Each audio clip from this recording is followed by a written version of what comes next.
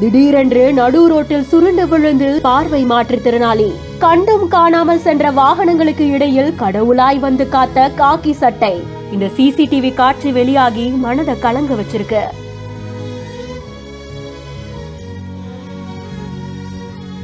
மதுரை மாவட்டம் திருமங்கலம் நகர் பகுதியில தேசிய நெடுஞ்சாலையை இணைக்கக்கூடிய மரவன்குளம் சாலை அமைஞ்சிருக்கு. சாயங்காலம் 4 மணி அளவுல இந்த சாலையில பார்வை மாற்றுத்திறனாளி பேனா வியாபாரம் செஞ்சுட்டு இருந்திருக்காங்க.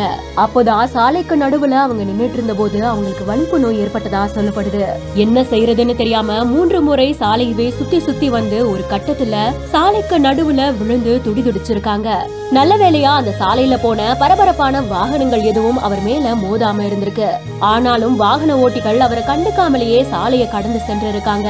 இதை தொடர்ந்து ஆம்புலன்ஸ் ஓட்டுநர் ஒருத்தரும் அந்த வழியா போன காவலர் ஒருத்தரும் பார்வையற்ற மாற்றுத்திறனாளிய அங்கிருந்து மீட்டு சென்று சாலையோரத்துல இருந்த நிழலான பகுதிக்கு கூட்டிட்டு போய் முதலுதவியும் செஞ்சதா சொல்லப்படுது. அதற்கப்புறமா அவரை பத்திரமா வீட்டுக்கு அனுப்பி வைத்ததாகவும் சொல்லப்படுது. வலிப்பு ஏற்பட்டு சாலைக்கு நடுவே மயங்கி கிடந்த பார்வை மாற்றுத்திறனாளிய மீட்டு முதலுதவி கொடுக்கப்பட்ட சிசிடிவி காட்சிகள் வெளியாகி பெரும் பரபரப்பை ஏற்படுத்தி இருக்கு.